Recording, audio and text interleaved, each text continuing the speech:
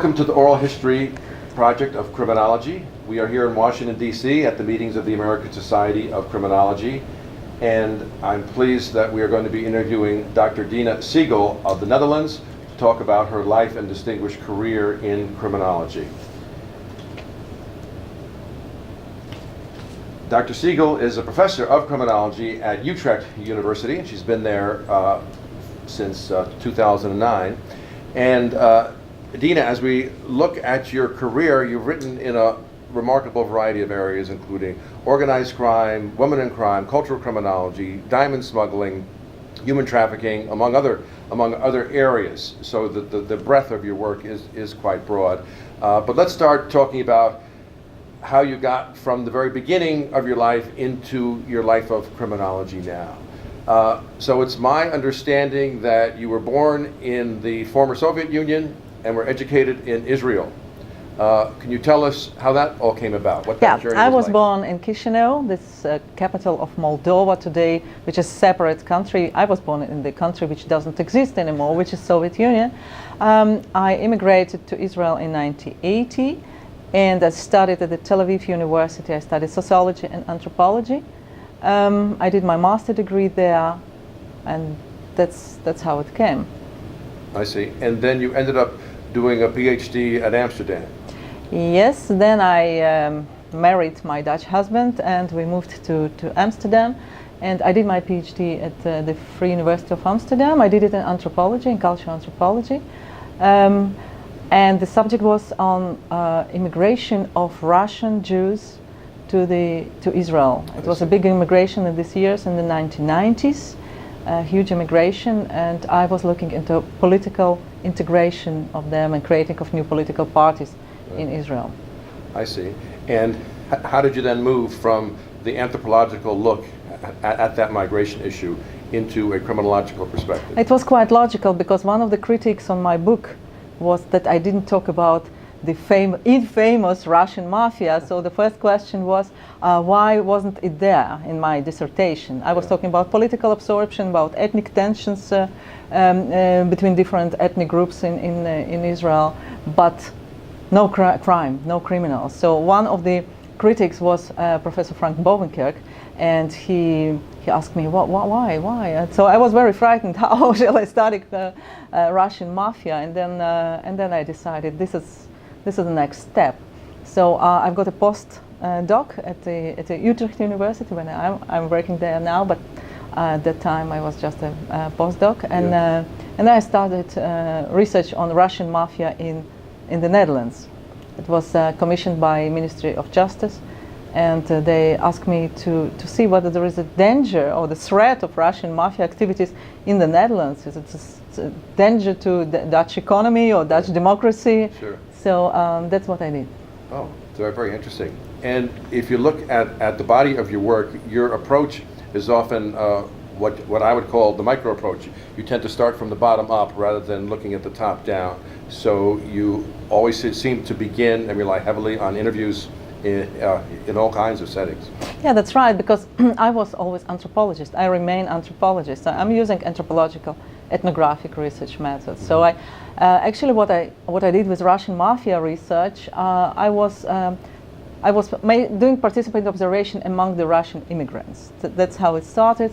And of course, among these immigrants, there were several figures which were very important for me for this research. And in this way, I came closer to the informants which were connected to Russian Mafia. I see. Okay, very, very interesting. And now, when you began with studying migration, then moving to look at organized crime connections to that migration, and then you seem to branch out further to other forms of organized crime. That I guess one way to look at some of your work is that you looked at trying to find facts behind myths, because you then had done considerable work in human trafficking, for example, which seems to be an outgrowth of your work on migration originally. And it's very interesting to do that, given that you were working in Holland for your career, and of course Holland has very different laws than most of the rest of the world when it comes to prostitution and its relationship to human trafficking. And how have you found that, doing your kind of work from a location like Holland? No, it's also quite a logical continuation of my Russian Mafia research, because during this research I found all kinds of aspects which were still not known in criminology. And in this way, I can close it to the research on human trafficking, Russian women who were trafficked to the Netherlands and to Belgium at that time. And I also found that there was a connection of Russian Mafia, for example, to diamonds, which was another research of mine on diamond industry in Antwerp and in New York and in Israel. So it was a kind of continuation of this research. And when you start something big like Russian Mafia, then you come to more focused sub-research questions and sub-projects. So, and Holland is, of course, a very central and very criminology is very well developed, of course, in Holland, and there are much possibility to do research there. So it was quite easy to continue this research on. And you seem to have a lot of success over the years in getting interview access to very interesting populations. Do you have secrets to your method? But I mean, you have talked to women working in brothels and people living out in the middle of nowhere. You've really covered wide spans of potential subjects. Mm-hmm. Do you have a particular approach that you take when you do that? No, this is ethnographic approach. I was trained as an anthropologist, so one of my researches, for example, was human trafficking from Egypt to Israel.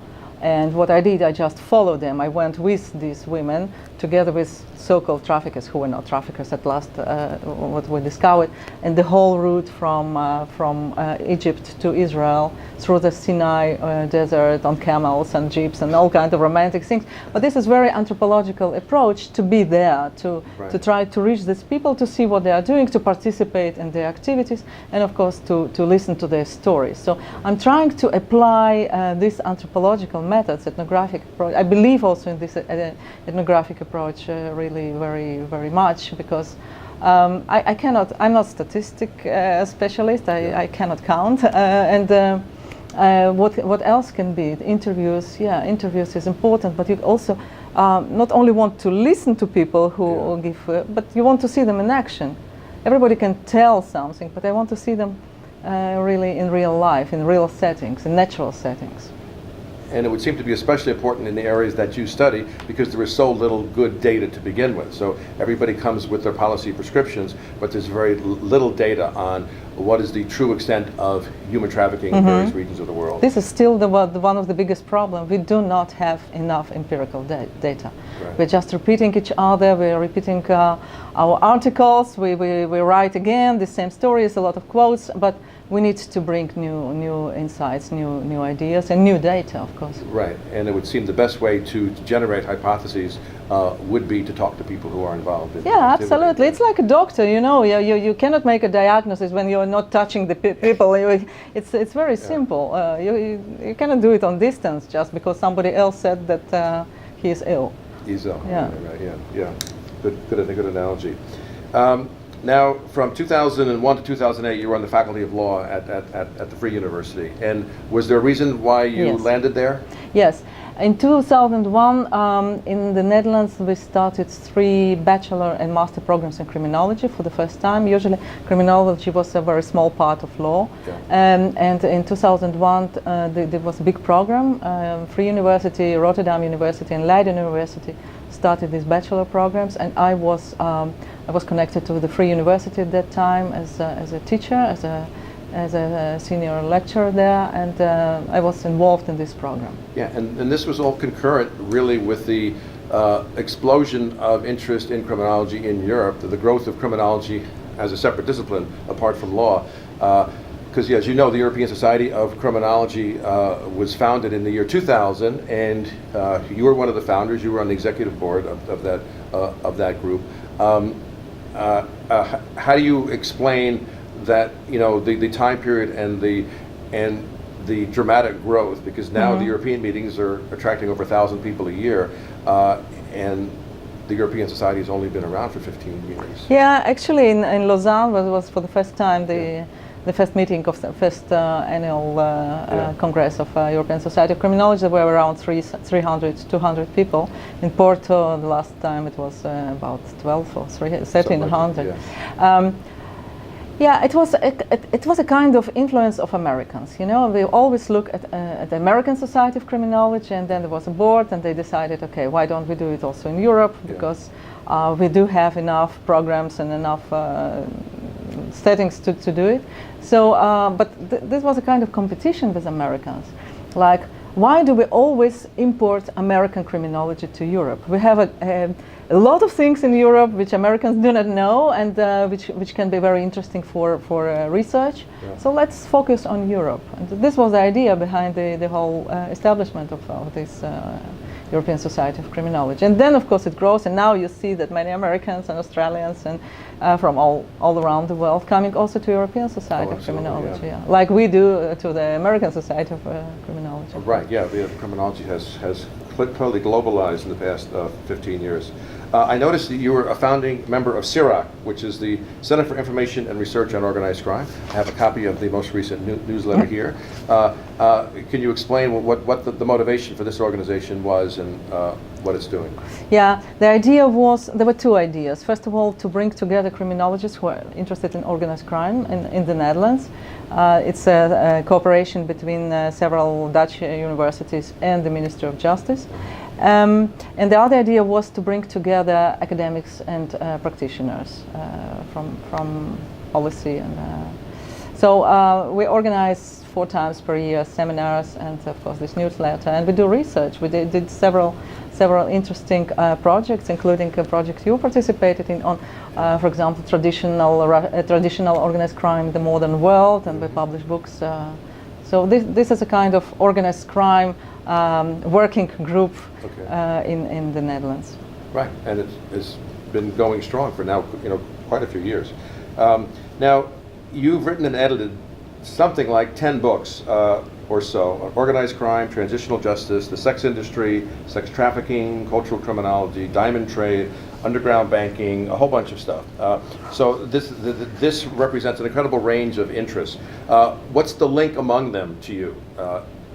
Or is there a link? Oh yeah, of course. There are 2 lines actually. One of them is organized crime, which is still fascinating me. Even if we say, okay, what can you say new about organized crime? But there is still something new in this moment. For example, organized crime in green criminology, and then environmental crime. So every time there is a new ideas or a new field to study. And the second line is cultural criminology. Cultural criminology is something which also developed in the last 10, 15 years. And again, the anthropological methods of research, cultural criminology, comes actually from cultural anthropology. So it promotes the anthropological methods of research, and the subjects which you will not immediately link to traditional criminology, like music and crime, like art and crime, these kind of things which can only be studied in this field, in this cultural criminology area. Okay. A quick question about your work on the diamond trade. Mm-hmm. Exactly how did you get into that, and what were you finding in how that was organized? Oh, again, this started with Russian Mafia, and I've heard during my research that some of my informants were involved what they called trade in stones. So of course it's interesting, and I like diamonds. Everybody likes diamonds now, at least a lot of women like diamonds. So I was interested in what kind of stones, and it appeared that that's a question of diamonds. And I found that in this industry there is quite a lot to learn about. We don't know much. It's a kind of secret community, and it is also very isolated, very closed community. So it was a challenge to get into it. I did it again from anthropological ethnographic research. I tried to find some people. I had a few key informants in Antwerp, in the center and the heart of diamond industry. And then I followed what happened there, of course, media analysis, a lot of interviews. I went to Israel, which is the second, or they call themselves number 1, but they are number 2, producer of diamonds, and New York, of course. Yeah. Oh, fascinating work. Okay. Now, you've done work in probably a broader perspective of areas than the typical criminologists. What do you see as the most important directions, given your exposure to a number of different areas, in terms of where criminology is headed, both in terms of your work and in terms of the field at large? I think the most important, but mentioned already, we need a new data. We need new empirical data, whatever we choose to study in criminology, because we cannot repeat ourselves. The fields of study which I think become more and more important are connected to migrations and to terrorism and to radicalization, which is now a very hot issue, but I think much more must be done, especially using ethnographic methods. What's happening today in Europe, these are new developments. We could predict what will happen if we started our research a little bit early. Now we have a lot of knowledge on migrations. There's quite a lot of research done in the last 20 years on migration. But how do we use our knowledge in order to deal with what's happening at this moment in Europe, and the radicalization and new forms of terrorism, and the reflection of what's happening in the Middle East or in Iraq and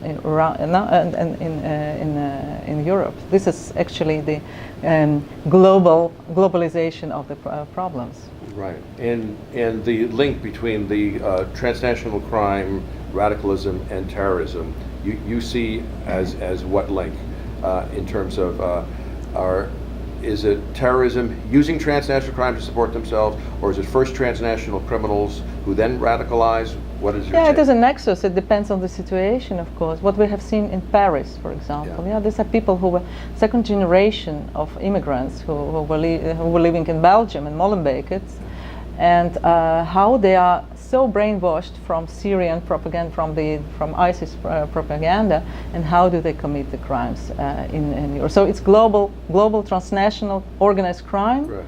And terrorism is always transnational organized crime, of at least most of the forms of terrorism, and the processes which are taking place inside the immigrant communities, which we have to learn. We have to understand them. Yeah, that's fascinating. Now, you have received a lot of recognition over the years for your work. You've given talks all over the world, and as you look at the recognition you've received, what do you think, or what do you see as your most important contributions from the body of work that you've accumulated so far? I don't know, actually. I think I like this recognition, but I'm not so preoccupied with it. What I think, there are some challenges. For example, I would like to bring our form of criminology, this ethnographic criminology, or people, face-to-face criminology, what we can say, to much more countries. For example, Eastern Europe, for example, Asia. They still don't know to use specific methods which can be very useful for their problems. So I think more in terms of what can I do in the next years, not what I did in the past. I see, I understand. Okay, are there, one other thing, how do you see working in Holland for your career? How do you see the role of Dutch criminology related to the criminology in the rest of the world? Do you see it as the same thing, or is there a different, is there a Dutch school forming, or what is your take on that? No, I'm talking about Utrecht School of Criminology, because this is very unique also in the Netherlands. Yeah. Again, very internationally oriented. Much of criminology in the Netherlands was for many years very local, very peripheral. Then this European Society of Criminology started to grow. And I think we should go globally, we should go much. And this is an Utrecht idea. We have an international master, for example. Yeah. It's the only international master in criminology, and we call it global criminology in the Netherlands. And I think the Netherlands at this moment has a lot of potential to be internationally involved. Yeah, that's an interesting place, certainly. Okay, and in terms of other aspects of your career, you've been pioneering from where I sit in terms of your approach to criminological problems, because there are not a lot of people who take your anthropological approach to problems. There seems to be many more people looking for a top-down approach, so they use a small amount of data to try to explain micro-level problems and work their way out. But also, the fact that many people shy away from organized crime, human trafficking types of topics because of the lack of data. And so you get this vicious cycle where I see many younger scholars not pursuing those kinds of areas because there's no readily available data to analyze. So the kind of work they have to do is field intensive, interview intensive, and how do you see that working? Do you have a concern that growth of research in the kinds of areas you've been doing work in will grow very slowly because people will be dissuaded by the fact that to do work in that field, you have to go out and generate new data, your own data. You're not going to find it in the records of agencies. Now, I always think that if you don't want to do your own research, then you are not on the right place in criminology. I mean, this should be the main point why you're doing criminology. To read books, go to philosophy, go to sociology. I mean, there are many other disciplines where you can be very comfortable with it. Criminology is something very active. It's in the middle of the society, it's in the middle of the life. So you cannot just sit down and do it like this. You're right that my research methods are quite often criticized, but we become this kind of criminology. Our criminology becomes more and more mainstream now. So I think we now have something to say because we produce data, because we can stand behind our data and to prove that there are much nonsense, especially in policies about, for example, human trafficking or terrorism. Right. Yeah, fascinating stuff.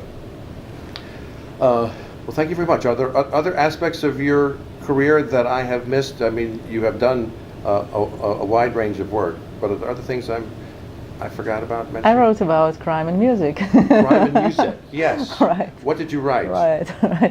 No, what I'm trying to do is crime and music, and it's actually to see whether other disciplines can be used in our understanding of crime. You know, if you look at for example, operas, there are so many criminological aspects which are so nicely presented and emotional aspect. And they've so many murders, yes. Yeah, why cannot we use and to see how we can actually make this to involve the other disciplines in our understanding. And you are a classically trained musician, are you not? Right. Yesterday I was playing piano here at the AEC. This for the first time. Classical criminology, classical music and criminology. This was our session. Yes, I saw that in the program for the first time. Yeah, that is great. So there are connections to do this. I mean, it's not only music, of course. It's art. It's literature. It's all kind of disciplines which can be definitely connected to criminal subjects. Right. Well, that's fascinating. Well, thank you very much, Dina Siegel. Thank you for joining us with the Oral History of Criminology with Dr. Dina Siegel. Thank you.